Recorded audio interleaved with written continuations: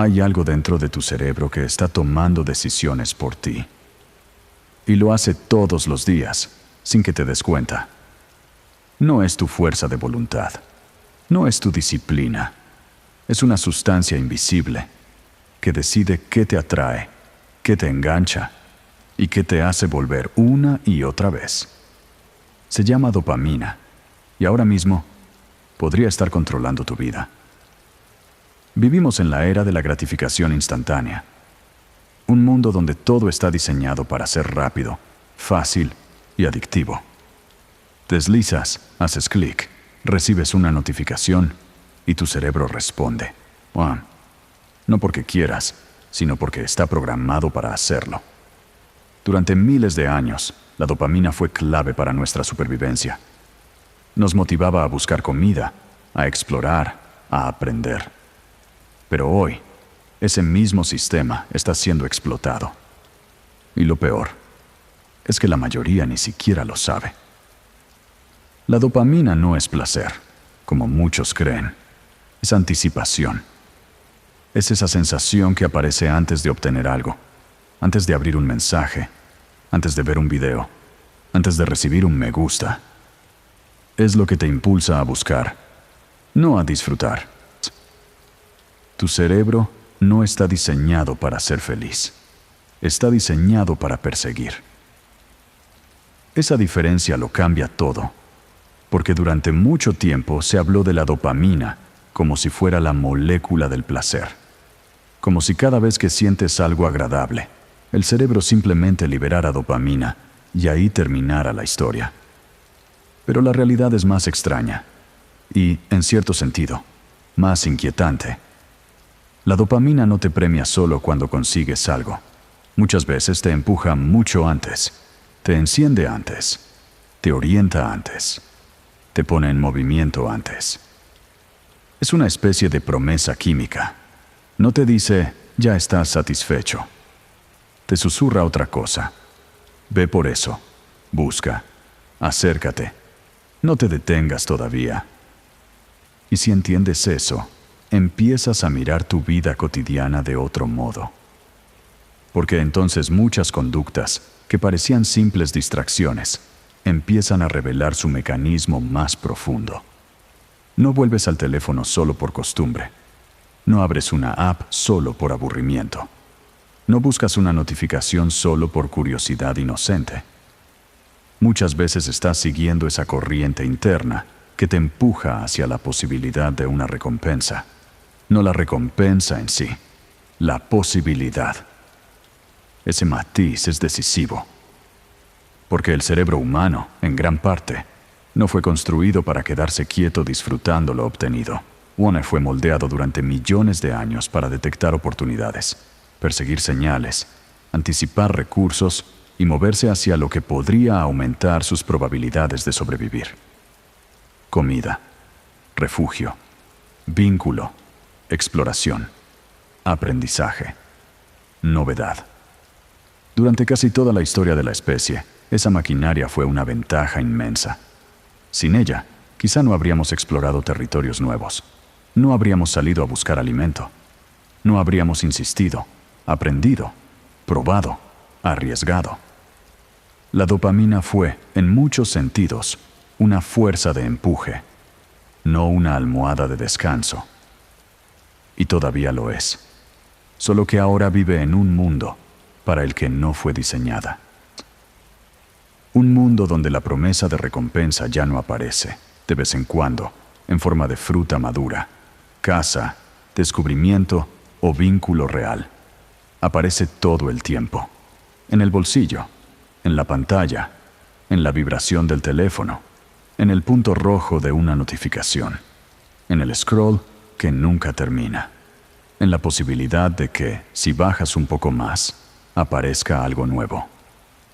Por eso es tan importante entender que la dopamina no equivale exactamente a placer. Si fuera placer puro, la historia sería más simple. Obtendrías algo, disfrutarías y terminaría ahí. Pero no siempre ocurre así. Muchas veces lo más intenso no está en tener la recompensa, está en perseguirla. en imaginarla, en acercarte, en sentir que está a punto de llegar. Eso explica por qué puedes pasar tanto tiempo buscando algo que, cuando finalmente llega, no se siente tan poderoso como prometía. Un mensaje, una compra, un video más, una nueva notificación, una respuesta, una pequeña dosis de novedad. Durante la espera, el sistema se activa. Durante la persecución se enciende. Durante la promesa, se tensa de una manera casi eléctrica. Pero cuando por fin obtienes lo que ibas buscando, el alivio suele ser más breve de lo esperado, más corto, más tenue, más insuficiente. Y entonces aparece la siguiente búsqueda.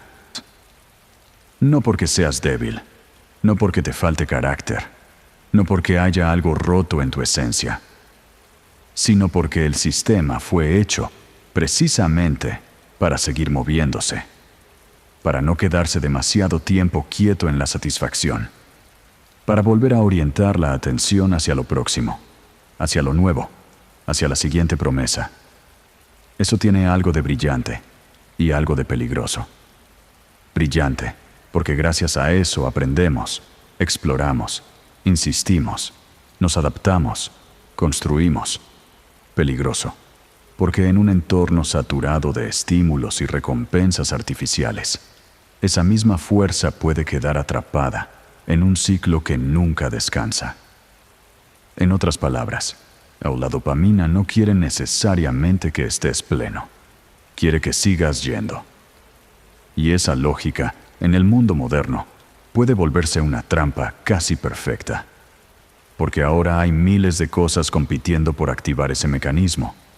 Cada una promete un pequeño destello, una mínima novedad, un posible placer, una sorpresa, una validación, una distracción.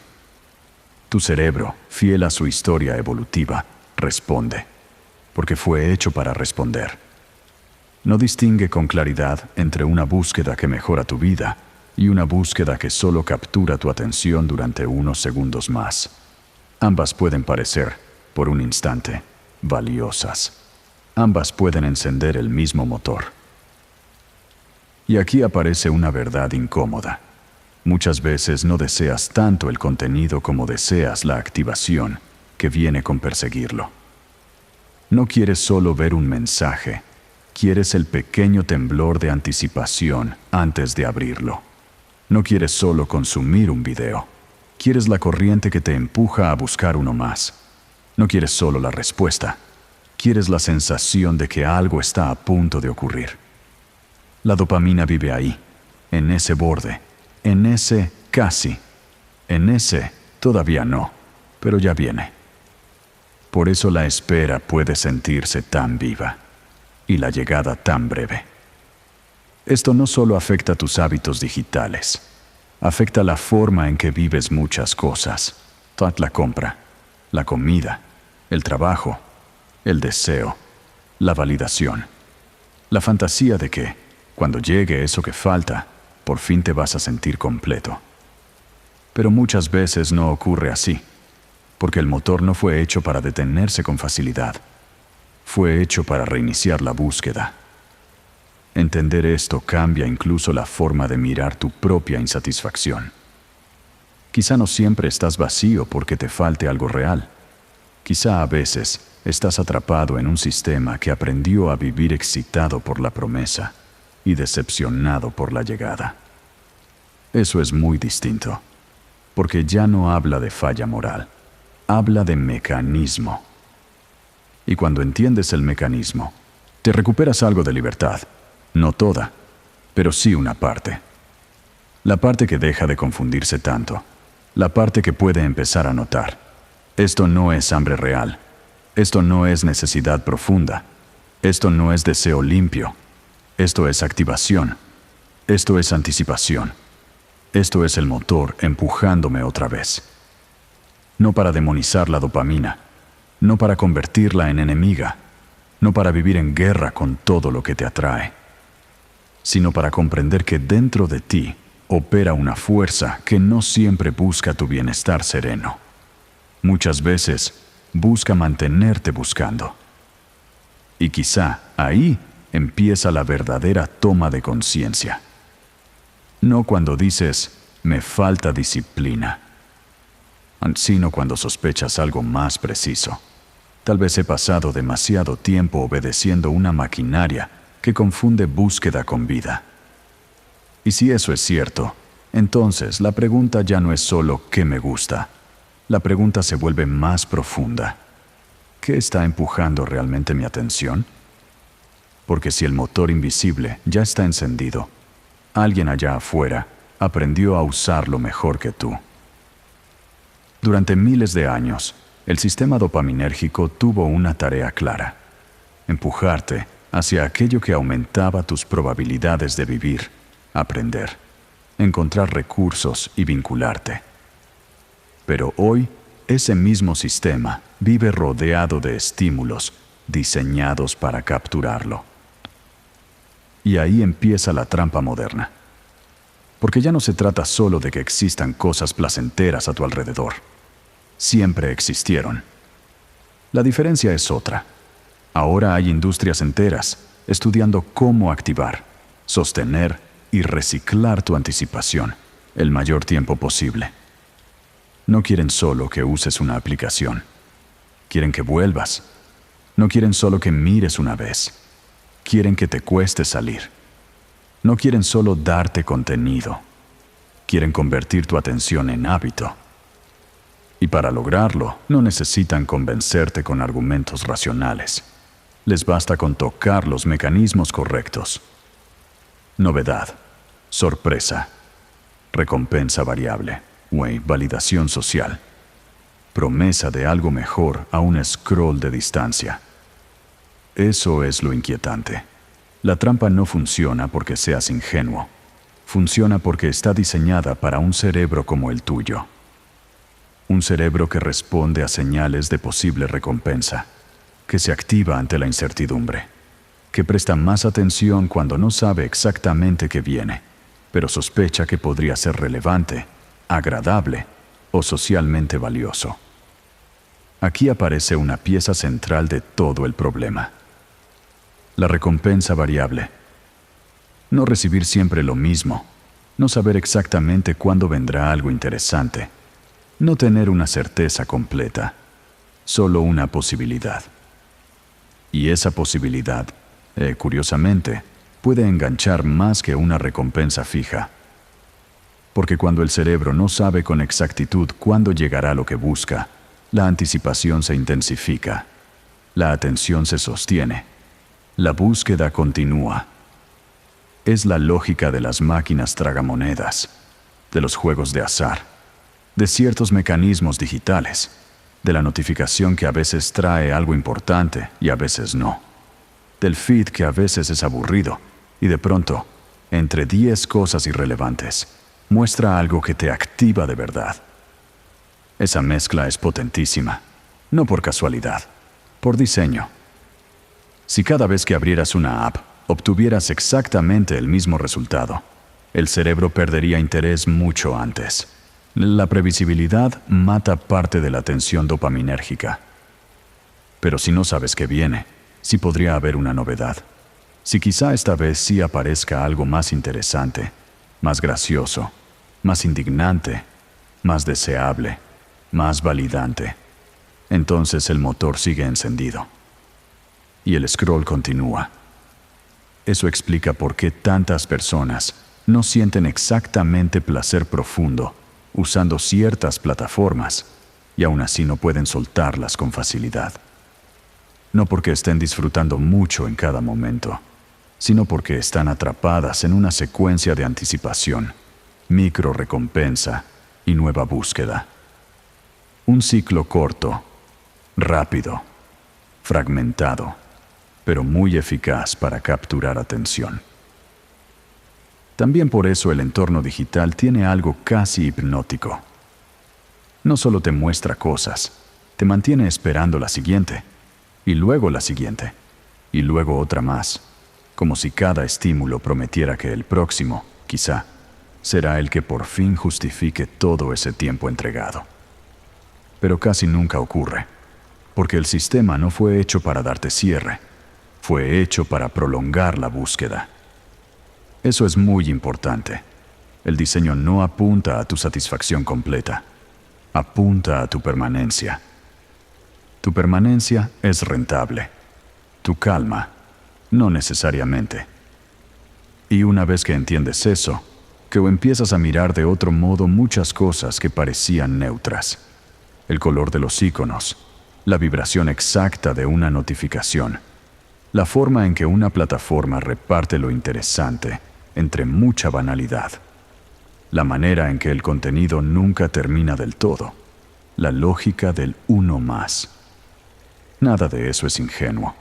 Todo dialoga con un cerebro que anticipa, que se engancha con la posibilidad, que confunde facilidad de acceso con valor. No se trata solo de redes sociales, aunque allí se vuelve especialmente visible.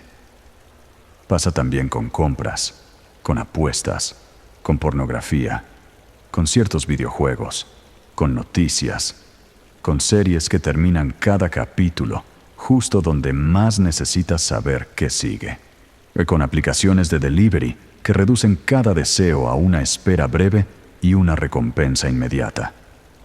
El patrón es el mismo: estimular el circuito de búsqueda, reducir fricción, aumentar disponibilidad, multiplicar la novedad, volverte menos capaz de tolerar el vacío entre deseo y satisfacción. Y ahí empieza una consecuencia muy seria. El sistema de recompensa se acostumbra. Se acostumbra a estímulos intensos, rápidos, fáciles y variados. Se acostumbra a picos, a mini estallidos, a cambios constantes, a recompensas que llegan sin casi ninguna espera. Entonces lo lento empieza a parecer insuficiente, lo silencioso, aburrido, lo estable, poco estimulante, dar en lo profundo, demasiado costoso. Leer un libro exige más, tener una conversación larga exige más, estar quieto exige más. Hacer una sola cosa durante un rato exige muchísimo más que saltar de novedad en novedad. No porque esas actividades hayan perdido valor, porque el cerebro se fue recalibrando. Y eso quizás sea una de las partes más tristes de esta trampa. No solo te roba tiempo, te cambia el umbral de lo que puede interesarte. Empieza a costarte disfrutar lo simple, sostener la atención, entrar en algo que no da recompensa inmediata, tolerar el intervalo entre deseo y gratificación. Poco a poco, una mente entrenada por estímulos instantáneos se vuelve menos amiga de los procesos largos, y la vida, en casi todo lo valioso, funciona con procesos largos. Amar bien toma tiempo. Aprender algo profundo toma tiempo. Construir un cuerpo, una obra, una relación, una disciplina interior, una mente enfocada.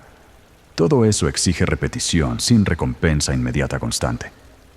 Pero un sistema atrapado por la gratificación instantánea se desespera más rápido. Quiere resultados ya, alivio ya, respuesta ya, dopamina ahora. Y cuando no la obtiene, interpreta la quietud como vacío, el esfuerzo como fracaso temprano y la lentitud como algo casi insoportable. Ahí es donde la trampa moderna deja de parecer solo un mal hábito y empieza a verse como un problema de fondo. No está capturando solo tu atención momentánea, está entrenando tu sistema nervioso a esperar el mundo de cierta manera, más rápido, más fragmentado, más variable, más inmediato, más dependiente de señales externas para sentir movimiento interno. Y eso hace que el aburrimiento aumente, no porque la vida objetiva se haya vuelto vacía, sino porque el cerebro perdió sensibilidad para registrar valor en lo no explosivo. También afecta la relación con uno mismo. Cuando el sistema se acostumbra a llenar cada hueco con estímulo, la quietud deja de ser descanso, se vuelve amenaza, se vuelve una especie de vacío al que no sabes cómo entrar sin buscar enseguida otra cosa. Entonces, aparece algo inquietante. Ya no solo consumes estímulo porque te gusta, lo consumes porque no sabes estar sin él. Y en ese punto la dopamina deja de parecer una simple explicación neuroquímica. Se vuelve una forma de organización de la vida cotidiana. Lo que eliges mirar, lo que eliges hacer cuando hay silencio, lo que toleras antes de sentir inquietud, lo que consideras suficientemente interesante como para sostener tu atención, lo que llamas descanso, cuando en realidad a veces es sobreestimulación disfrazada. La trampa moderna se vuelve perfecta precisamente porque no se presenta como cárcel, se presenta como comodidad, como entretenimiento, como facilidad, como acceso infinito, como libertad de elegir. Pero una libertad que siempre necesita el próximo estímulo empieza a parecerse menos a la libertad y más a una dependencia sofisticada. No una dependencia necesariamente dramática en el sentido clásico, a veces ni siquiera visible para los demás. Una dependencia del pico, de la novedad, del pequeño empuje químico que mantiene a la mente corriendo detrás de algo. Y cuanto más normalizado está eso, menos se ve. Porque todo el mundo participa, todo el mundo desliza, interrumpe o revisa, cambia, salta, consume un poco más. Entonces parece normal, y quizá lo sea estadísticamente, pero normal no siempre significa sano. Una cultura entera puede acostumbrarse a vivir con el sistema de recompensa secuestrado, y aún así llamar a eso estilo de vida. Por eso esta escena importa tanto. No se trata de demonizar la tecnología, ni de idealizar un pasado puro que tampoco existió. Se trata de ver con claridad que hoy compites contra entornos diseñados para explotar la lógica de tu cerebro mejor de lo que tú mismo la entiendes. Y mientras no veas eso, seguirás interpretando el problema como simple falta de voluntad, como si todo dependiera de ser más fuerte, más disciplinado, más serio. Pero antes de exigirte fuerza, necesitas ver el tablero, ver la trampa, ver que gran parte de tu inquietud no es una rareza privada, sino una consecuencia bastante lógica de vivir dentro de sistemas que monetizan tu anticipación. Eso no te quita responsabilidad, te da contexto, y el contexto devuelve claridad. No eres un fracaso por distraerte, no eres especialmente débil por sentirte arrastrado una y otra vez hacia estímulos inmediatos. Estás viviendo dentro de un ambiente calibrado para capturar exactamente esa parte de tu cerebro. Y cuando entiendes eso, algo cambia. No todo, pero algo importante. Te dejas de culparte de forma torpe y empiezas a preguntarte de una manera más inteligente: si este sistema fue diseñado para engancharme, ¿cómo recupero yo el diseño de mi propia atención? Aquí está la trampa más grande. La dopamina de anticipación es intensa, pero la de satisfacción es breve. Por eso, cuando finalmente obtienes lo que querías, no se siente tan bien como esperabas. Y entonces, vuelves a buscar. No porque lo necesites, sino porque tu cerebro se ha acostumbrado al ciclo. Ese ciclo es más poderoso de lo que parece. Porque no solo organiza lo que haces, empieza a organizar lo que esperas de la vida.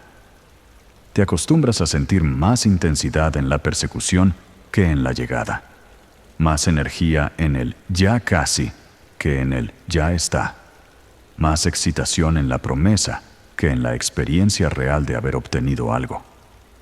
Y eso altera profundamente la relación con el deseo. Ya no deseas solo por necesidad. Deseas por activación, por esa pequeña descarga que aparece cuando imaginas que algo está a punto de pasar, cuando estás por abrir una app, cuando estás por recibir una respuesta, cuando estás por ver si alguien reaccionó a lo que subiste, cuando estás por comprar algo, o cuando estás por descubrir si esta vez, por fin, sí llegará algo distinto. Lo que se vuelve adictivo no es siempre el contenido, Muchas veces es el borde. Ese instante anterior, esa tensión, esa sensación de posibilidad. Ese todavía no, pero ya viene. Y como ese borde se siente tan vivo, tan cargado, tan eléctrico, el cerebro empieza a perseguirlo una y otra vez, aunque la recompensa, cuando llega, ya no tenga la misma fuerza. Eso explica una experiencia muy común. Esperas algo con intensidad, un mensaje, una compra, una salida, una comida, un video, una validación. Y cuando por fin llega, dura poco, mucho menos de lo que imaginabas, a veces casi nada. La emoción sube, toca un pico y enseguida cae. No porque estuvieras persiguiendo algo sin valor necesariamente, sino porque el sistema de anticipación estaba trabajando con más fuerza que el sistema de satisfacción. Y aquí aparece una paradoja muy humana. Puedes pasar más tiempo deseando algo que disfrutándolo una vez que lo tienes. Eso vale para cosas pequeñas y para cosas mucho más grandes. No solo el teléfono, también una meta, un ascenso, una compra importante, una fantasía amorosa, una validación social, incluso ciertas versiones idealizadas del futuro. La mente construye una promesa, la alimenta, la adorna, la vuelve brillante, la carga de expectativa, y entonces la persecución se vuelve un estado en sí mismo. Pero cuando al fin llegas, algo se desinfla, porque el cerebro ya está buscando el siguiente movimiento, la siguiente meta, la siguiente novedad, el siguiente borde. Eso no significa que nunca puedas disfrutar nada. Significa que, si no entiendes este mecanismo, puedes vivir atrapado en una cinta de correr emocional, corriendo detrás de cosas que prometen mucho y dejan menos de lo que imaginabas. Entonces vuelves a correr, no porque seas insaciable por naturaleza en un sentido moral, sino porque el sistema ha aprendido a vivir mejor en la persecución que en el reposo. Y eso es muy distinto, porque ya no estás solo frente a un problema de placer. Estás frente a una forma de organización de la conciencia. Una conciencia que empieza a sentir el descanso como vacío, la estabilidad como poca cosa, la lentitud como falta de vida, la quietud como incomodidad. Si el cerebro se acostumbra demasiado a la anticipación intensa, la satisfacción tranquila empieza a parecer débil. Una comida simple parece menos interesante. Una tarde sin estímulos parece demasiado silenciosa. Al leer 10 páginas de un libro parece lento. Caminar sin mirar el teléfono parece raro. Hablar con calma sin estar revisando algo al mismo tiempo parece casi insuficiente. No porque esas cosas hayan perdido valor, sino porque el sistema quedó calibrado para otra clase de intensidad. Y esa calibración cambia incluso la forma de amar, de trabajar, de descansar, de esperar. Puedes empezar a confundir amor con intensidad permanente, valor con novedad, interés con sobreestimulación, descanso con distracción. Todo porque el circuito de anticipación te enseñó a buscar picos y a desconfiar de lo sostenido. Eso hace que mucha gente viva una insatisfacción difícil de nombrar. No le falta necesariamente algo esencial, pero siente que casi nada alcanza, que casi nada llena, que casi nada sostiene el interés por mucho tiempo. Entonces piensa que necesita más contenido, más emoción, más novedad, más intensidad. Pero a veces no necesita más, necesita otra relación con la anticipación. Porque el problema no siempre está en la ausencia de recompensa. A veces está en haber entrenado al cerebro a vivir excitado por la promesa y decepcionado por la realidad normal de la llegada. Eso vuelve muy difícil disfrutar lo que ya está aquí. Una conversación real, que no viene con fuegos artificiales. Un progreso lento, que no da una descarga inmediata. Una tarde simple, un trabajo profundo, un vínculo estable, un cuerpo en reposo, un momento sin novedad. Todo eso puede empezar a parecer gris si el sistema vive hambriento de picos. Y entonces la persona no solo consume más estímulo, empieza a sentir que la vida normal perdió sabor. Ese quizás sea uno de los daños más silenciosos de este ciclo. No que te vuelvas adicto a una sola cosa extrema, sino que la realidad cotidiana empiece a parecer demasiado poco. Eso duele, porque la mayor parte de una buena vida no ocurre en picos. Ocurre en ritmos medios, en procesos lentos, en gratificaciones menos explosivas, pero más profundas.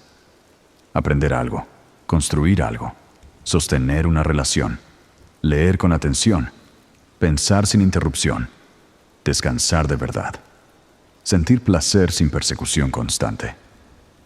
Todo eso requiere un cerebro que no esté completamente secuestrado por la anticipación. Y quizá aquí aparece la pregunta más incómoda de esta escena. ¿Cuántas cosas estás persiguiendo? No porque realmente las necesites, sino porque ya te acostumbraste a sentirte vivo solo cuando estás persiguiendo algo. La pregunta es fuerte, pero vale la pena. Porque a veces crees que estás buscando placer, y en realidad estás buscando activación. A veces crees que estás eligiendo libremente, y en realidad estás obedeciendo una costumbre química de tu atención. A veces crees que necesitas más mundo, y en realidad necesitas menos persecución.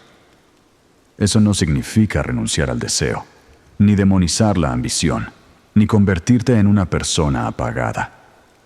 Significa algo más fino, aprender a distinguir entre lo que realmente nutre y lo que solo enciende el motor por un rato más.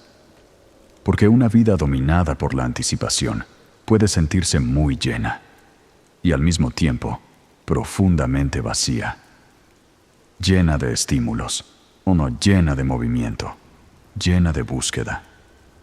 Pero vacía de descanso, de satisfacción real, de profundidad sostenida, de capacidad para sentir placer sin estar pensando ya en lo siguiente. Y cuando el cerebro vive demasiado tiempo así, algo empieza a agotarse. No solo tu atención, también tu relación con lo simple. Esa es la antesala de la siguiente fase del problema. Porque un sistema atrapado en picos de anticipación termina recalibrando todo su umbral de disfrute. Y entonces aparece algo que mucha gente ya siente, aunque no siempre sepa nombrarlo. El mundo sigue ahí, pero casi nada parece suficiente. Cuando estimulas demasiado el sistema dopaminérgico, tu cerebro se adapta. Y entonces las cosas normales empiezan a sentirse aburridas. Leer un libro, estar en silencio, caminar sin el teléfono, incluso descansar. Todo parece lento, porque tu mente se acostumbró a otra velocidad. Esa adaptación es una de las partes más silenciosas y más importantes de todo este problema, porque no ocurre como una gran caída dramática que puedas ver con claridad desde un día para el otro. Ocurre de manera gradual, casi imperceptible, como tantas cosas que transforman una mente por repetición. Primero te acostumbras a revisar una cosa más, luego a hacer dos cosas al mismo tiempo, luego a llenar cualquier pausa, luego a sentir que unos segundos de espera ya son demasiado, luego a no poder comer, caminar, trabajar o incluso estar acostado sin algún tipo de estímulo paralelo acompañándote. Y cuando eso se vuelve costumbre, el cerebro aprende una nueva norma. Aprende que el nivel mínimo de activación aceptable es más alto. Entonces lo que antes era suficiente, deja de parecerlo. Lo que antes era agradable, ahora parece tenue. Lo que antes era descanso, ahora parece vacío. Esa es la sobrecarga. No solo tener demasiadas cosas alrededor, tener un sistema de recompensa entrenado para necesitar demasiada intensidad para registrar algo como interesante. Y ahí empiezan muchas experiencias muy comunes de esta época. Te sientas a leer y a los pocos minutos una parte de ti quiere escapar. No porque el libro sea malo necesariamente, sino porque leer exige una clase de atención sostenida que ya no recibe micro recompensas cada pocos segundos. Te acuestas a descansar y el descanso no se siente como alivio inmediato. Se siente raro, inquietante, como si faltara algo. Caminas sin mirar la pantalla y aparece una sensación extraña de vacío. No porque el mundo exterior haya dejado de existir, sino porque tu sistema ya no sabe recibir con la misma facilidad un flujo menos intenso de estímulos. Te cuesta ver una sola película sin revisar algo. Te cuesta escuchar sin interrumpir. Te cuesta comer sin alternar con contenido. Te cuesta terminar una tarea sin abrir otra ventana, otra pestaña, otra app, otra posibilidad. Y poco a poco empiezas a sospechar algo incómodo. No es solo que estés distraído, es que tu mente aprendió a vivir fragmentada. Eso tiene consecuencias profundas. Porque la atención fragmentada no solo cambia cómo consumes contenido, cambia cómo piensas, cómo sientes, cómo deseas, cómo recuerdas, o cómo te relacionas con el esfuerzo. Una mente acostumbrada a saltar de estímulo en estímulo pierde tolerancia a la profundidad sostenida, no porque se vuelva incapaz para siempre, porque deja de practicarla. Y lo que no se practica se debilita. Eso vale para el cuerpo y también para la atención. La concentración, igual que la calma, no es solo un don. Es una capacidad que puede erosionarse si la expones demasiado tiempo a entornos que la sabotean todo el día. Por eso la sobrecarga dopaminérgica no solo te vuelve más inquieto, también puede volverte menos sensible a lo sutil, menos capaz de encontrar satisfacción en cosas que no gritan, menos paciente con los procesos largos, menos disponible para el aburrimiento fértil. Y aquí conviene detenerse en esa palabra, aburrimiento. Hoy se lo trata casi como un error del sistema, como algo que hay que eliminar enseguida, como una incomodidad sin valor. Pero el aburrimiento, en su forma sana, cumplía una función importante. Abría espacio para pensar, para imaginar, para recordar, para sentir algo sin taparlo enseguida, para que la mente dejara de reaccionar al estímulo inmediato y empezara a producir algo propio. Ahora, en cambio, muchas personas viven con el aburrimiento neutralizado casi por completo. Cada hueco se llena, a cada espera se ocupa, cada pausa se anestesia con algo. Y al desaparecer el aburrimiento, también desaparece parte del silencio fértil en el que nacen ciertas formas de claridad. No todo lo valioso llega estimulado desde afuera. Algunas cosas aparecen cuando el sistema deja de ser alimentado todo el tiempo. Una idea, una emoción real, una intuición, una pregunta importante, una sensación de cansancio que necesitaba ser escuchada. Pero si cada vacío se rellena enseguida, la mente pierde contacto con eso. Se acostumbra a vivir siempre hacia afuera, siempre esperando la próxima entrada, siempre dependiendo de algo externo para sentirse en movimiento. Y entonces el reposo se vuelve difícil, no porque el cuerpo no necesite descanso, porque la mente ya no sabe bajar sin estímulo. Eso explica por qué tanta gente se siente agotada, pero no tranquila, cansada, pero incapaz de detenerse, saturada, pero todavía buscando algo más. Es una paradoja muy moderna. Tienes demasiado y, aún así, algo en ti sigue sintiendo escasez. No escasez de contenido, escasez de calma, escasez de profundidad, escasez de una relación menos acelerada con la experiencia. El cerebro sobrecargado vive como si la realidad normal no bastara, y cuando la realidad normal no basta, la vida cotidiana empieza a perder textura. Un amanecer ya no compite bien contra una pantalla. Una charla tranquila ya no compite bien contra un feed diseñado por miles de ingenieros. Un paseo sin auriculares ya no compite bien contra un flujo infinito de novedad. Eso no significa que esas cosas hayan perdido valor. Significa que tu umbral cambió. Y cuando cambia el umbral, cambia también la experiencia del placer. Lo simple deja de sentirse simple y valioso. Empieza a sentirse insuficiente. Ahí es donde aparece otra consecuencia silenciosa: la pérdida de capacidad para disfrutar sin sobreestimulación. Eso puede tocar incluso el sueño, la comida, el trabajo, la intimidad y el pensamiento. Todo empieza a necesitar más intensidad, más cambio, más estímulo, más novedad, más interrupción. Y como casi nada real puede sostener ese nivel de excitación permanente sin costo, la mente se vuelve más inquieta, más irritable, más impaciente y más difícil de saciar. No porque seas una persona defectuosa, porque el sistema fue empujado demasiado tiempo en una sola dirección. Hacia arriba, hacia el pico, hacia la novedad fácil, hacia el refuerzo inmediato. Y un sistema que vive siempre empujado hacia arriba, después no sabe bajar sin sentir que cae. Eso es muy importante, porque muchas personas confunden calma con vacío, justamente por eso. El cerebro no reconoce de inmediato la baja estimulación como paz. La reconoce como falta, como retirada, como ausencia de la corriente a la que ya se había habituado. Por eso dejar el teléfono, apagar las notificaciones o reducir estímulos no siempre se siente bien al principio. A veces se siente peor, más árido, más incómodo, más desordenado por dentro.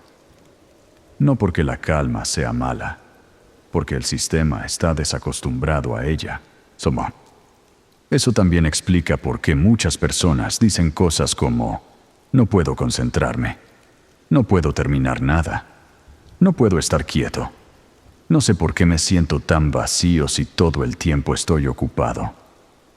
La ocupación no siempre llena, a veces solo mantiene el sistema dopado.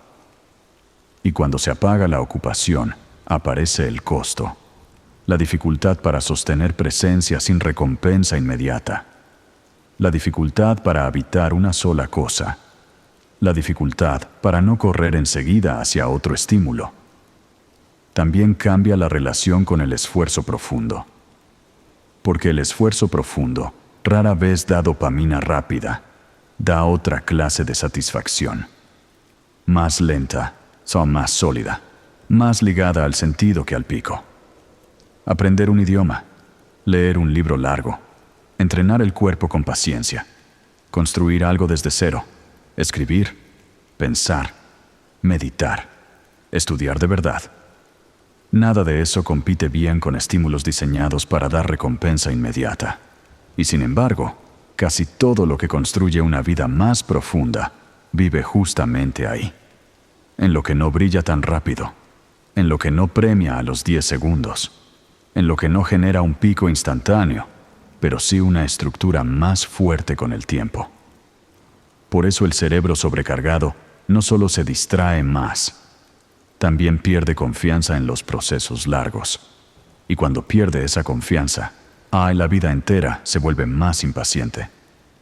Quieres resultado antes de la práctica, alivio antes de la comprensión, cambio antes del esfuerzo, placer antes de la construcción. Y si algo exige paciencia, la mente lo interpreta como castigo o como pérdida de tiempo. Eso es grave, no en sentido moral, en sentido existencial. Porque una vida buena está hecha casi siempre de muchas cosas lentas, y un cerebro que ya no tolera lentitud empieza a chocar con la realidad misma. La sobrecarga dopaminérgica no solo te roba foco, te roba mundo, te roba sensibilidad para registrar valor en lo que no explota.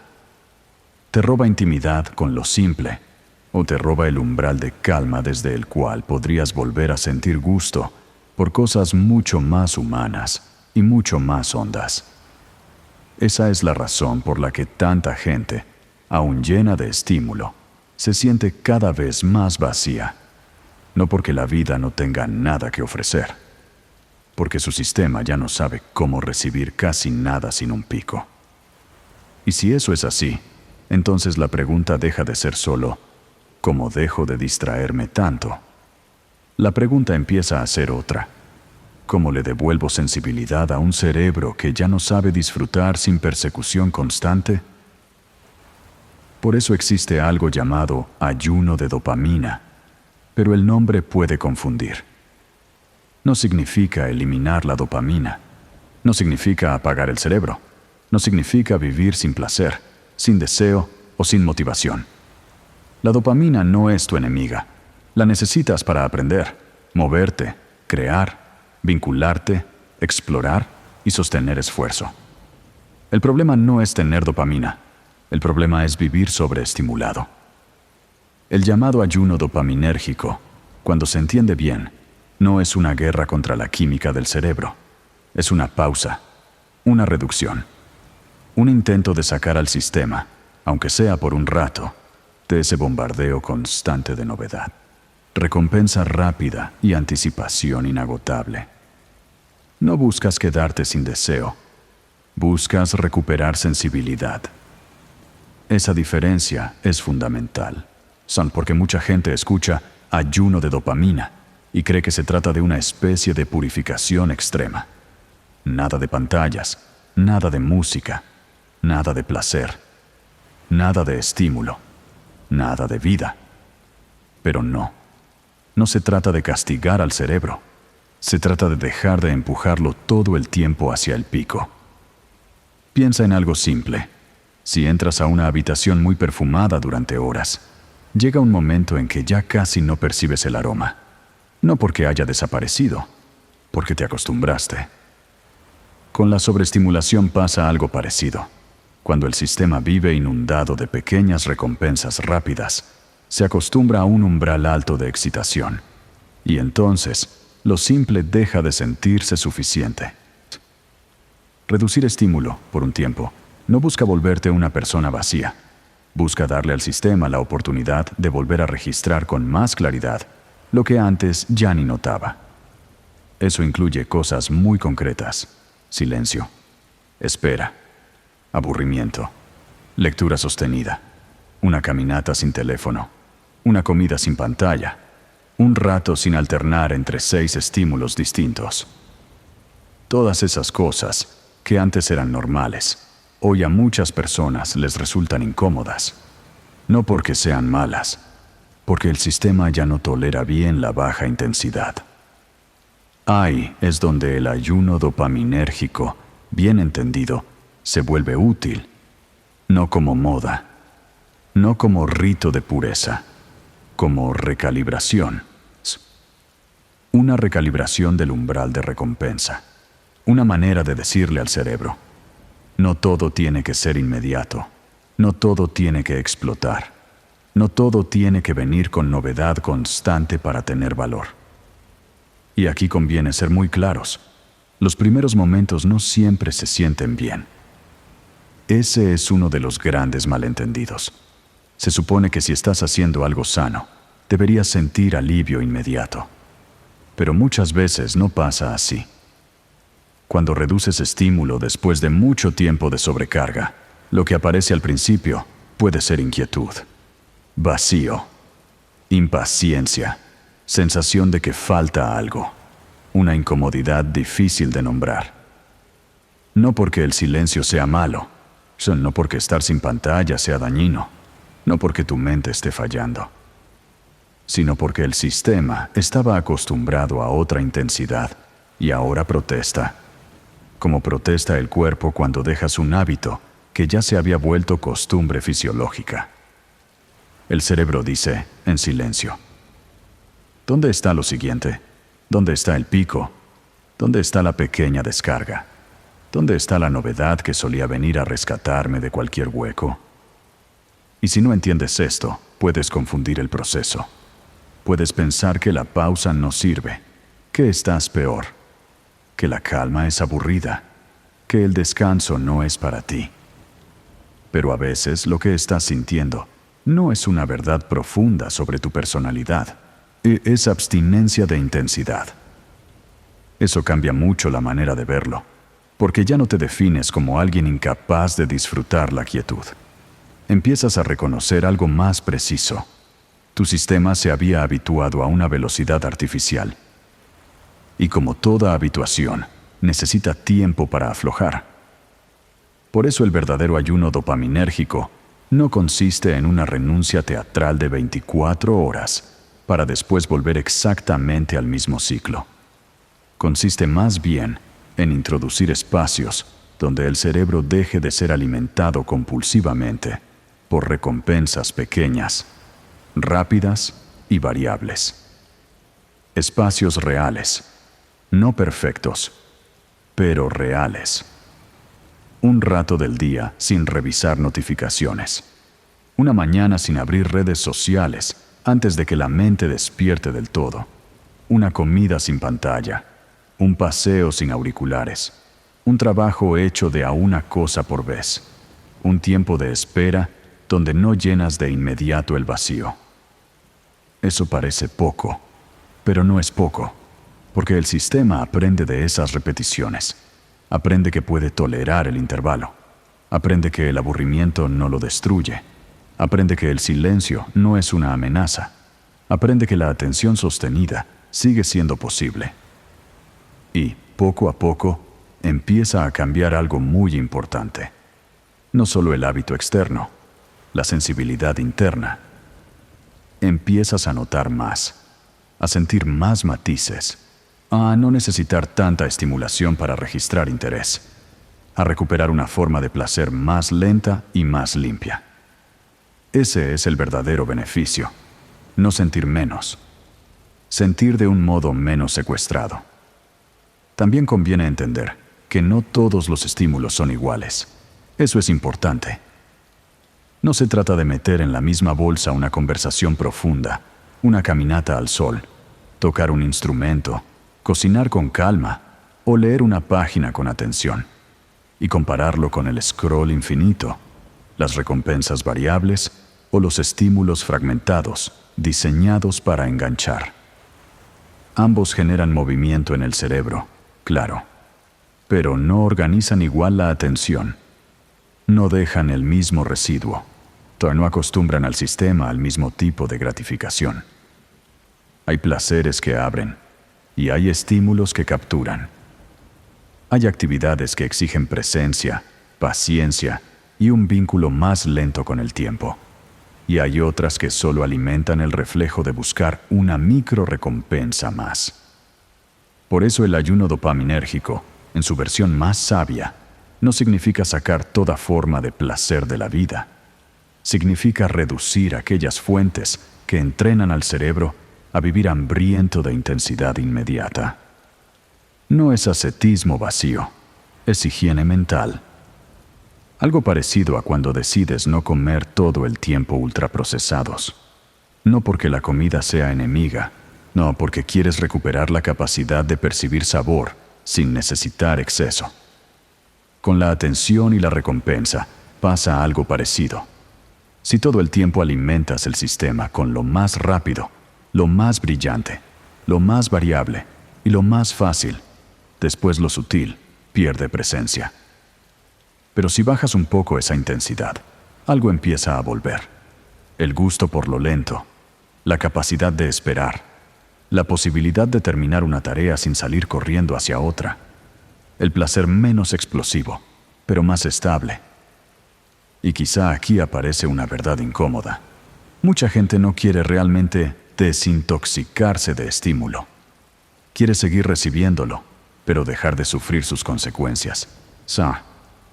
Quiere conservar el pico sin pagar el precio, la novedad sin dispersión, la validación sin dependencia, la intensidad sin agotamiento. Pero el cerebro no suele conceder ese trato tan fácilmente.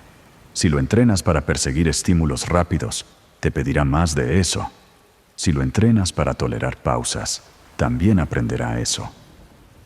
Por eso esta práctica tiene algo profundamente honesto. Te obliga a ver qué tan poco margen has dejado entre impulso y consumo, qué tan rápido llenas cualquier vacío, qué tan difícil se volvió simplemente estar.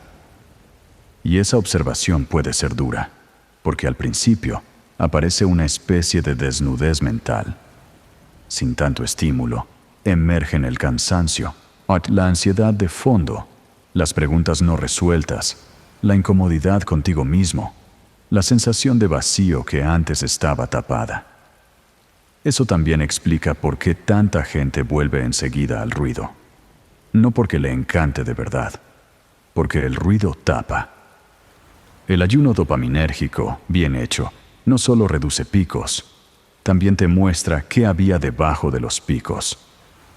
Y eso puede ser una oportunidad enorme, no solo para descansar el sistema, también para conocerte sin tanto anestésico conductual. ¿Qué aparece cuando no estás deslizándote hacia otra distracción? ¿Qué emoción vuelve? ¿Qué inquietud emerge? ¿Qué parte de ti había quedado enterrada bajo el flujo constante de estímulos? Su acto no siempre será agradable, pero puede ser real. Y la realidad, aunque a veces incomode, tiene una capacidad de reorganizarte que el entretenimiento permanente no tiene. También es importante no convertir esta idea en otra fuente de perfeccionismo. No necesitas volverte monástico. No necesitas desaparecer de la vida digital. No necesitas tratar el placer como si fuera sucio. Ese extremo también puede ser otra trampa. La trampa de querer resolverlo todo con un gesto grandioso y luego no poder sostener nada. Lo que funciona mejor, casi siempre, es algo más humilde, más repetible, más sobrio, menos explosión y más diseño del entorno, menos culpa y más estructura, menos heroicidad de un día y más pequeñas decisiones sostenidas. No dormir con el teléfono pegado al cuerpo, no empezar la mañana con una ráfaga de notificaciones, no llenar cada espera con estimulación instantánea, no premiar cualquier incomodidad con una app, no dejar que el aburrimiento dure 0 segundos. Todas esas pequeñas decisiones van enseñándole algo nuevo al sistema. No toda carencia de estímulo es sufrimiento. No toda pausa necesita relleno. No toda inquietud merece anestesia inmediata. Y cuando el cerebro empieza a aprender eso, ocurre algo muy valioso. Vuelve a aparecer margen. Margen entre impulso y acción. Son margen entre aburrimiento y distracción. Margen entre deseo y obediencia automática. Ese margen es poder. No poder sobre el mundo, poder sobre el reflejo. El problema nunca fue la dopamina en sí. Era la ausencia de margen frente a aquello que la activaba. Por eso reducir sobreestimulación no es solo una práctica para sentirte mejor. Es una práctica para recuperar criterio. Para que lo que elijas hacer no surja siempre del primer empuje químico disponible. Para que una parte de ti vuelva a decidir y no solo a responder. Y algo más pasa cuando sostienes esta reducción el tiempo suficiente. El mundo cambia de textura. No cambia afuera, cambia en cómo lo recibes. La música vuelve a sentirse más viva. La comida simple recupera sabor. Una caminata deja de parecer una pérdida de tiempo. Un libro puede sostenerte más rato. Una conversación real pesa más que 10 intercambios vacíos. Eso no es magia, es sensibilidad recuperada. La sensibilidad que el exceso había aplanado. La capacidad de registrar valor sin exigir explosión. Y quizá esa sea una de las formas más reales de libertad en esta época. No eliminar el deseo, no odiar el placer, no vivir desconectado del mundo, sino dejar de depender de una intensidad artificial para sentir que estás vivo. Cuando eso empieza a volver, algo en ti respira distinto. Y ahí aparece la siguiente pregunta. quizá la más esperanzadora de todas. Si el cerebro se adaptó a esta sobrecarga, ¿también puede adaptarse de vuelta a otra forma de vivir? La buena noticia es esta: tu cerebro cambia. Cambia con lo que repites, cambia con lo que consumes, cambia con lo que persigues, cambia con la forma en que usas tu atención cada día. Eso fue lo que te metió en este ciclo, y también puede ser lo que te saque. Aquí entra una palabra importante, más neuroplasticidad. No como consigna vacía, no como promesa mágica, no como esa idea simplificada de que puedes convertirte en cualquier cosa solo con desearlo mucho. Neuroplasticidad significa algo más sobrio. El cerebro se adapta a lo que practica. Fortalece rutas, facilita patrones, se vuelve más eficiente en aquello que repites una y otra vez. Si repites dispersión, se vuelve más fácil dispersarte. Si repites gratificación instantánea, se vuelve más fácil perseguirla. Si repites cambio constante de estímulo, se vuelve más difícil quedarte. Pero si repites pausa, la pausa se fortalece. Si repites atención sostenida, y la atención deja de parecer tan ajena. Si repites pequeñas demoras entre impulso y acción, ese margen empieza a existir con más naturalidad. Eso es esperanzador, por una razón muy concreta, porque significa que no estás condenado a sentirte así para siempre. No estás frente a una maldición personal, no estás frente a un defecto moral irreparable, no estás frente a una identidad fija del tipo «yo soy débil», «yo no tengo disciplina», «yo siempre voy a necesitar estímulo para funcionar». Muchas veces lo que llamas personalidad era, en parte, entrenamiento. Un entrenamiento involuntario, sí. Un entrenamiento reforzado por un entorno diseñado para capturar atención, sí. Pero entrenamiento al fin. Y si algo fue entrenado, algo puede volver a entrenarse. No de golpe, no sin incomodidad, no con una tarde heroica de voluntad, pero sí con repetición suficiente, con contexto distinto, con práctica sostenida. Esa es la parte que mucha gente no quiere escuchar, aunque sea la más liberadora. El cerebro cambia, pero no le impresionan las intenciones grandiosas. Le impresionan los hábitos. No cambia tanto por lo que prometes, cambia por lo que repites. Por eso alguien puede emocionarse muchísimo un domingo, decidir que desde mañana vivirá distinto y volver a caer el martes. No porque no quiera de verdad, porque el sistema viejo tiene más horas de práctica que la decisión nueva. Y eso hay que entenderlo con ternura y con rigor al mismo tiempo. Ternura para no convertir cada recaída en una humillación personal. Rigor para no seguir esperando que una intención aislada pueda ganarle por sí sola a años de automatismo. El cerebro aprende por repetición distribuida, no por inspiración concentrada. Piensa en cómo llegaste hasta aquí. No fue una sola notificación, no fue un solo video, no fue una sola noche de scroll infinito. Fue muchas veces, pequeñas veces, cientos, miles, tal vez sin darte cuenta. Una pausa llenada enseguida, una espera anulada con pantalla, una incomodidad anestesiada con estímulo, un rato de vacío que no duró ni 20 segundos antes de buscar algo más. El cerebro tomó nota, y como el cerebro toma nota de lo repetido, empezó a reorganizarse alrededor de eso.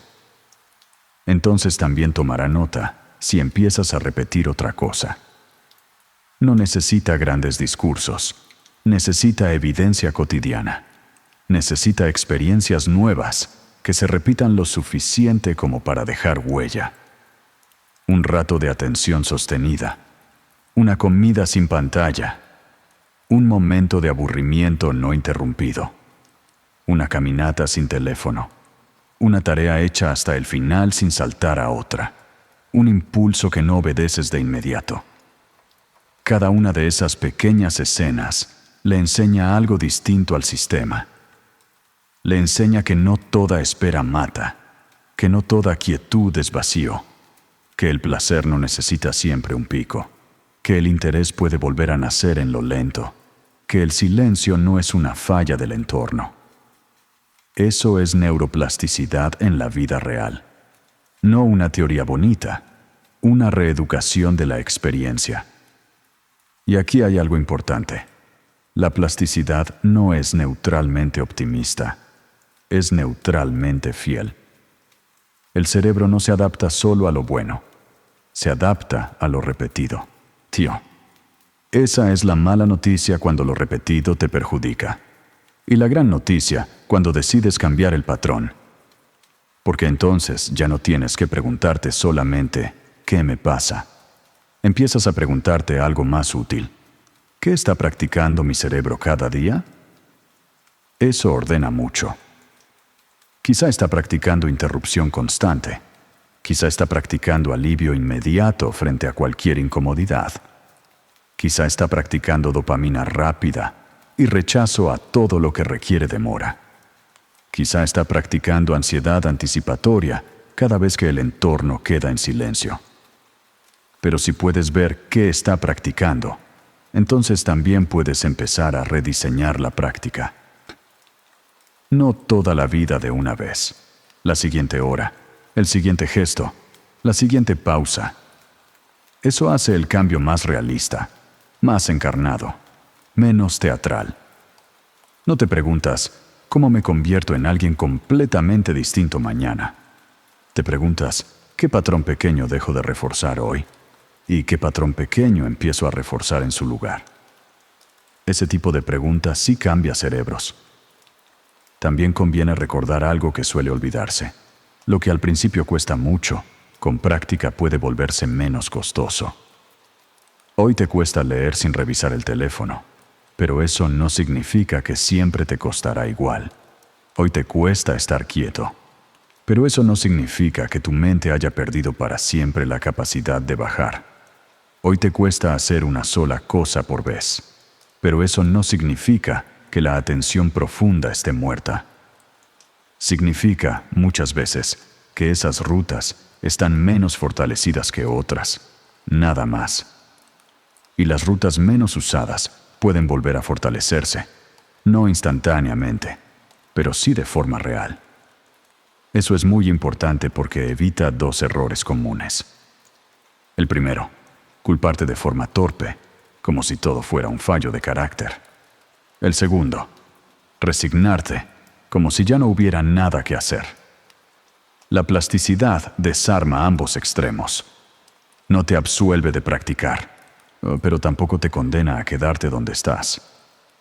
Te dice algo más exigente y más humano. Lo que repitas tendrá consecuencias. Eso incluye también la sensación de placer. Si reduces sobreestimulación durante suficiente tiempo, el cerebro puede volver a registrar valor donde antes no registraba casi nada. La música deja de necesitar tanto volumen interno para conmover. La lectura vuelve a sostener. La comida sencilla vuelve a tener gusto. Una conversación larga vuelve a sentirse nutritiva. Un paseo deja de parecer un vacío ridículo. No porque hayas cambiado de planeta, porque cambió el umbral. Y el umbral cambia por adaptación, no por moral. Eso es esperanzador también para quienes creen que ya perdieron algo esencial, la capacidad de concentrarse, de disfrutar lo lento, de aburrirse sin desesperarse, de descansar de verdad. Tal vez no la perdiste, tal vez la enterraste bajo demasiada repetición de otra cosa, y lo enterrado puede desenterrarse. No siempre con rapidez, pero sí con práctica adecuada. Aquí aparece otra verdad difícil. La reeducación del sistema incluye atravesar un tramo incómodo. No puedes volver sensible un cerebro saturado sin pasar, al menos por un tiempo, por cierta sensación de falta. No puedes reaprender lentitud sin sentir, al principio, impaciencia. No puedes recuperar el gusto por lo simple sin notar antes cuán dependiente te habías vuelto de lo intenso. Ese tramo no significa fracaso, significa transición. Y entender eso cambia muchísimo la experiencia, porque ya no interpretas la incomodidad como señal de que vas mal. Empiezas a verla, a veces, como evidencia de que el sistema está dejando una vieja dependencia de intensidad. No hace que sea agradable de inmediato, pero sí evita que te sabotees al primer roce. La neuroplasticidad exige paciencia por una razón muy sencilla. Los circuitos rápidos se instalaron con muchas repeticiones. Las alternativas también necesitarán repeticiones. No se trata de heroicidad, se trata de consistencia. De hecho, muchas veces lo mejor no es hacer cambios extremos, es hacer cambios suficientemente pequeños como para que realmente puedas sostenerlos. 10 minutos de lectura sin interrupción, una franja del día sin redes, caminar un poco sin teléfono, esperar un poco antes de abrir una notificación, terminar algo antes de empezar otra cosa. Eso parece modesto, y lo es, pero los cerebros cambian mucho más con lo modesto repetido que con lo espectacular abandonado. Esa es una regla profunda del cambio humano. Lo que se sostiene gana. Por eso, cuando alguien dice, quiero recuperar el control, la verdadera pregunta no es solo qué quiere dejar, también qué quiere entrenar. Porque dejar un patrón sin entrenar otro, a veces solo deja vacío. Y el vacío, si no se comprende, pide recaída. No basta con quitar sobreestimulación. Hay que reeducar la atención. Hay que volver a hacer amistad con lo lento. Hay que practicar satisfacción menos ruidosa. Hay que devolverle lugar a procesos que no explotan, pero construyen. Eso es lo que vuelve esperanzador este momento del guión. No solo puedes salir de la trampa, puedes empezar a construir otra relación con el deseo, con el placer, con el esfuerzo y con el tiempo. Una relación menos adicta al pico, más capaz de profundidad, más capaz de demora, más capaz de una alegría menos histérica, pero más habitable. Y quizá eso sea una forma mucho más adulta de libertad. No sentir menos, no desear menos, no apagar el sistema, sino dejar de vivir secuestrado por el patrón más fácil de activar. Tu cerebro no está roto, está respondiendo a un ambiente y a unos hábitos que lo entrenaron en cierta dirección. Eso significa que la pregunta ya no es si tienes arreglo. La pregunta es otra. ¿Qué dirección vas a repetir ahora? Porque hacia allá, lenta y silenciosamente, empezará a moverse todo tu sistema. Recuperar el control no significa volverte perfecto. No significa dejar de sentir deseo. No significa convertirte en una persona fría, rígida o inmune a toda distracción. Significa algo más real. Volver a elegir mejor qué merece tu atención y qué no. Eso parece simple, pero en esta época es casi un acto de resistencia. Porque cuando el entorno entero está diseñado para capturar tu impulso más rápido, elegir con calma deja de ser algo automático. Hay que reconstruirlo. Y esa reconstrucción no empieza por una gran declaración. Empieza por diseño. Diseño del entorno. Diseño de la espera. Son diseño de la dificultad. Diseño de aquello a lo que le das entrada. Y aquello a lo que ya no se la das con la misma facilidad. Mucha gente cree que la solución está en tener más fuerza de voluntad, más disciplina, más carácter, más dureza contra sí misma. Pero confiar solo en la voluntad, frente a sistemas enteros diseñados para secuestrar tu atención, es como dejar la puerta abierta en medio de una tormenta y culparte porque entra viento. La voluntad importa, sí, pero el entorno importa muchísimo más de lo que solemos admitir. Si el teléfono duerme al lado de tu cabeza, si las notificaciones entran en cualquier momento, si cada pausa tiene una puerta inmediata hacia un pico de estímulo, si el trabajo ocurre en el mismo espacio donde también viven todas tus distracciones, no estás luchando solo con un hábito. Estás viviendo dentro de un sistema que vuelve demasiado fácil recaer. Por eso recuperar el control empieza a veces con algo muy humilde. Poner distancia. Distancia entre tú y lo inmediato, entre impulso y acceso, entre deseo y obediencia. No porque la distancia resuelva toda la psicología del problema, pero porque reduce la velocidad del reflejo. Y cuando reduces la velocidad, reaparece algo que la sobreestimulación destruye con facilidad. El margen. Ese margen puede ser tan simple como no mirar el teléfono en cuanto abres los ojos, como no revisar una notificación apenas vibra, como no llenar automáticamente un minuto libre con contenido, como dejar que exista, aunque sea por un momento, la sensación de quiero algo, sin correr enseguida a satisfacerla. Eso ya es entrenamiento, y es mucho más profundo de lo que parece. Porque le enseña al cerebro que el impulso no es una orden, es solo un movimiento, un empuje, una sugerencia química. No tienes que obedecer cada sugerencia. No tienes que hacerlo todo ahora.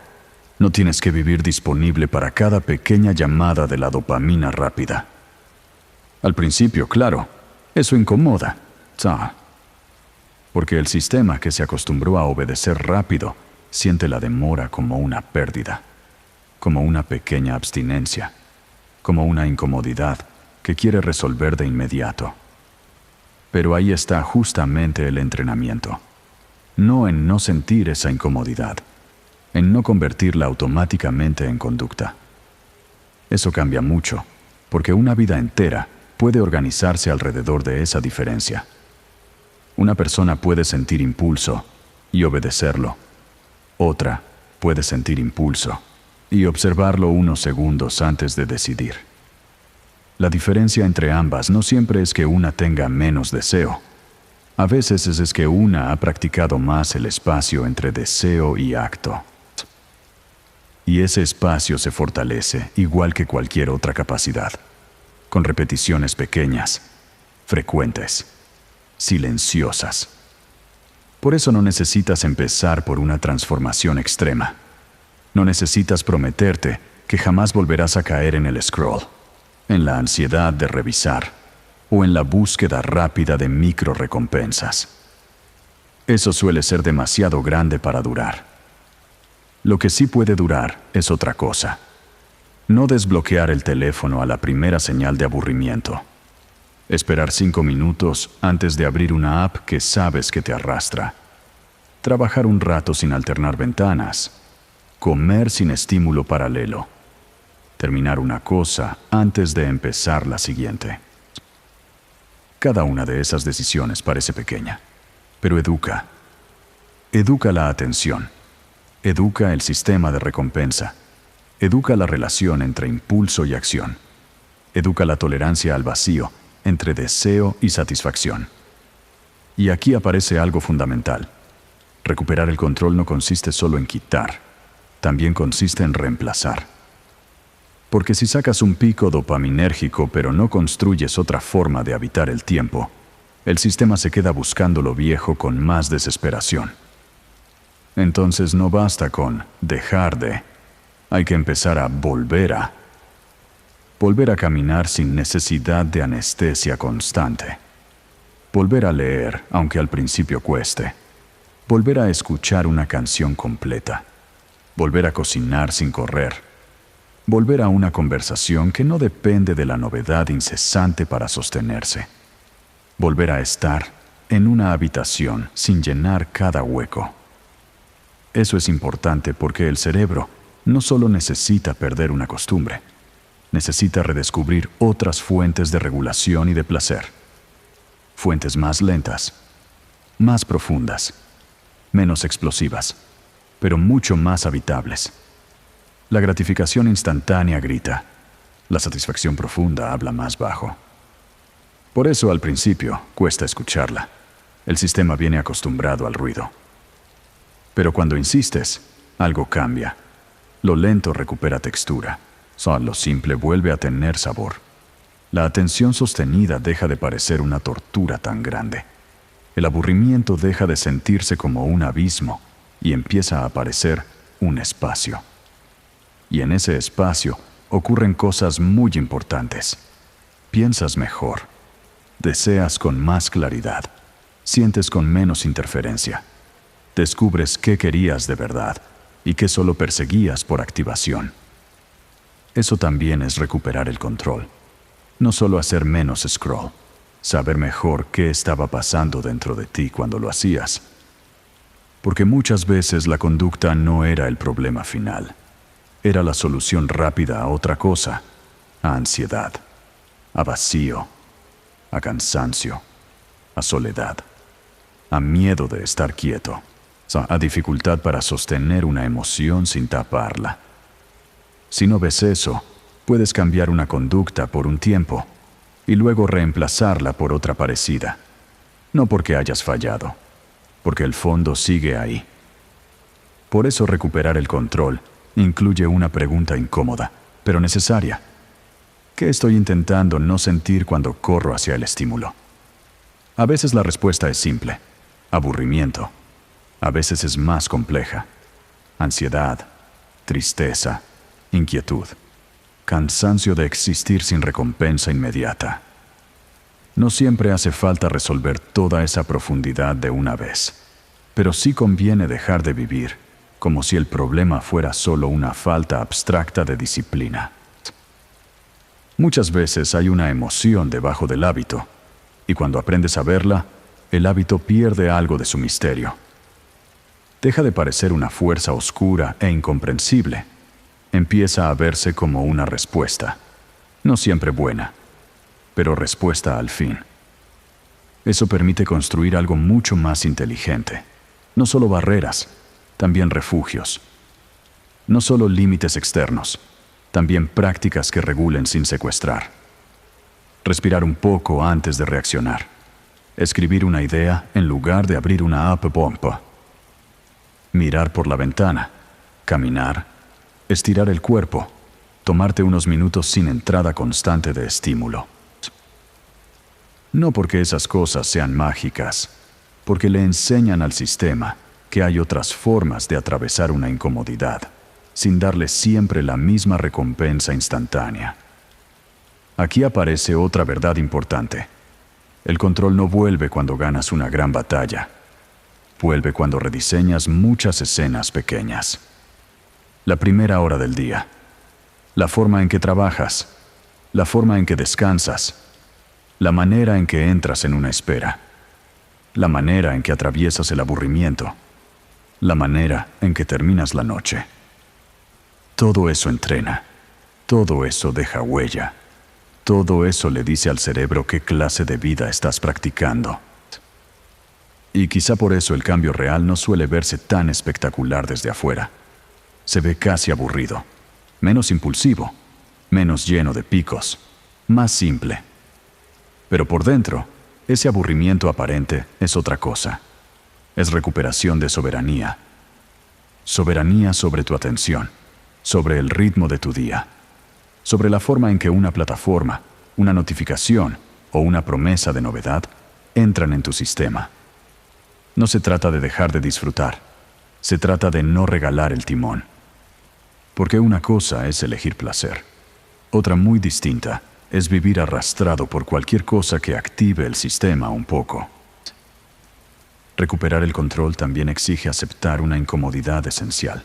Habrá momentos donde no pase nada. No llegará una recompensa inmediata. No habrá novedad. No habrá descarga. Solo habrá tiempo. Silencio. Presencia. Tal vez un poco de aburrimiento. Y si puedes quedarte ahí sin correr enseguida, algo empieza a sanar. Porque el cerebro aprende que no necesita una fuga cada vez que baja la intensidad. Aprende que puede habitar la calma sin interpretarla como carencia. Aprende que el deseo no tiene que mandar siempre. Eso es una forma de madurez atencional. No vivir solo encendido. Saber también permanecer. Tal vez por eso recuperar el control no sea, en el fondo, un problema de productividad. Es un problema de libertad. La libertad de no quedar disponible para todo. La libertad de no vivir respondiendo al primer empuje. La libertad de elegir procesos más lentos, aunque no vengan con fuegos artificiales. La libertad de volver a sentir placer sin persecución constante. Y eso, en una época donde casi todo compite por tu sistema de recompensa, es una forma de poder muy rara, muy silenciosa y muy valiosa. No necesitas destruir la dopamina. Necesitas dejar de ser gobernado por la versión más fácil y más explotable de ella. No necesitas escapar del mundo. Necesitas aprender a entrar y salir sin que todo se convierta en dueño de tu impulso. No necesitas volverte otro ser humano. Necesitas empezar a practicar otra relación con tu atención. Y como toda práctica real, empieza pequeño, pero no por eso deja de ser profundo. Y quizá aquí aparece la verdad más importante de todo este viaje. No eres débil. No eres perezoso por naturaleza. No estás roto. No naciste con una mente incapaz de concentrarse, de disfrutar lo simple o de sostener un proceso sin correr detrás de otro estímulo. Lo que ocurrió fue otra cosa. Tu cerebro aprendió demasiado bien a sobrevivir dentro de un entorno diseñado para capturar su atención. Aprendió a buscar, aprendió a revisar, aprendió a esperar la siguiente novedad. Aprendió a vivir con el sistema de recompensa siempre medio encendido, siempre esperando algo más, siempre sintiendo que tal vez la próxima señal sí traerá aquello que ahora falta. Y cuando eso se repite durante meses o años, empiezas a confundir el mecanismo con tu identidad. Dices cosas como, yo soy así, yo no tengo disciplina, yo no puedo concentrarme, yo necesito estímulo todo el tiempo, yo ya no sé disfrutar nada. Pero tal vez esa no era tu esencia, tal vez era entrenamiento. Entrenamiento invisible, cotidiano, silencioso, repetido tantas veces que terminó pareciendo naturaleza. Y si fue entrenamiento, entonces también puede haber reentrenamiento. Ahí está el centro de este video. No se trata de odiar la dopamina, no se trata de volverla enemiga, como si todo deseo fuera sospechoso y toda motivación tuviera algo sucio. La dopamina también está en el aprendizaje, en la curiosidad, en el movimiento, en el impulso que te hace crear, salir, construir, explorar, amar, insistir. La dopamina no es el problema es quién la está dirigiendo. Si la dirige un sistema que quiere atención infinita, consumo rápido y búsqueda constante, entonces te conviertes en alguien más fácil de capturar, más fácil de interrumpir, más fácil de vaciar, más fácil de volver dependiente del siguiente pequeño pico. Pero si empiezas a dirigirla tú, entonces ese mismo sistema puede dejar de esclavizarte y empezar a servirte. Puede ayudarte a sostener un hábito largo, a construir un cuerpo más fuerte, a leer mejor, a trabajar con profundidad, a practicar una disciplina, a volver a disfrutar un placer menos histérico y más humano. Eso es lo decisivo. No apagar el motor, recuperar el volante. Porque el motor seguirá ahí, siempre. La pregunta es hacia dónde lo empujas, hacia la compulsión o hacia la construcción, hacia la búsqueda infinita o hacia una dirección con sentido, hacia la micro recompensa que desaparece en segundos o hacia procesos que, aunque no exploten al instante, terminan dándole otra forma a tu vida. Y quizá esa sea una de las preguntas más adultas que puedes hacerte hoy. ¿Qué estoy entrenando cada día con mi atención? ¿Estoy entrenando paciencia o urgencia? ¿Estoy entrenando presencia o fragmentación? ¿Estoy entrenando profundidad o reflejo? ¿Estoy entrenando capacidad de disfrute o dependencia del próximo pico? No hace falta responderlo con culpa. La culpa rara vez reorganiza bien. Hace falta responderlo con honestidad, porque la honestidad ordena. Y cuando algo se ordena, deja de parecer destino. Empieza a parecer patrón. Y un patrón, por arraigado que esté, todavía puede cambiar. Tal vez por eso tanta gente, aún en medio de este mundo hiperestimulante, siente una intuición muy clara, aunque todavía no sepa nombrarla. La intuición de que algo se perdió. Algo en la capacidad de estar. Algo en el gusto por lo lento. Algo en el espesor de la atención. Algo en el placer de hacer una sola cosa sin sentir que falta otra. Esa intuición no es nostalgia vacía, es sensibilidad. Es una parte de ti recordando que fuiste hecho también para otra relación con el tiempo.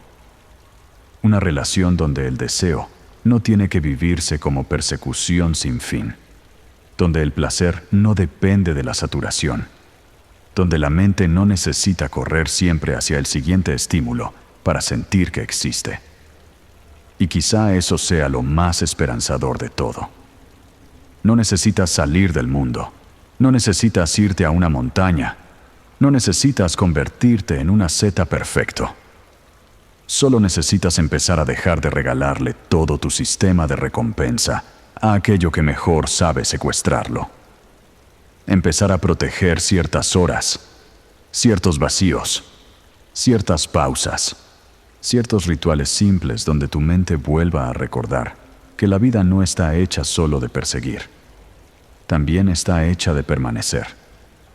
Y permanecer, hoy, es casi revolucionario. Permanecer en una página, permanecer en una conversación, permanecer en una caminata, permanecer en una comida, permanecer en una idea sin huir enseguida hacia otra, permanecer en el presente sin exigirle que explote para justificar su existencia. Eso es recuperar libertad, no una libertad abstracta, una libertad concreta, la libertad de no obedecer de inmediato. La libertad de no llenar cada hueco. La libertad de no depender tanto del próximo pequeño empujón químico para sentirte vivo. Y si recuperas eso, recuperas algo más grande que la concentración. Recuperas una forma distinta de habitarte. Una donde el deseo no te arrastra tanto. Una donde el aburrimiento no te aterra tanto. Una donde la calma no parece un vacío. Una donde lo simple vuelve a tener un lugar. Eso no elimina los problemas del mundo moderno. Claro que no. Las redes seguirán ahí. Las notificaciones seguirán existiendo. Los sistemas diseñados para capturar atención no van a desaparecer porque tú ahora los entiendas mejor. Pero entenderlos ya cambia algo enorme. Dejas de vivirlos como si fueran neutros. Dejas de pensarte a ti mismo solo como alguien sin fuerza de voluntad. Dejas de tratar tu inquietud como un defecto misterioso y empiezas a verla también como una respuesta adaptativa a un entorno muy específico. Eso te devuelve compasión. Y la compasión, cuando es lúcida, también devuelve poder. Porque entonces ya no se trata de insultarte para cambiar.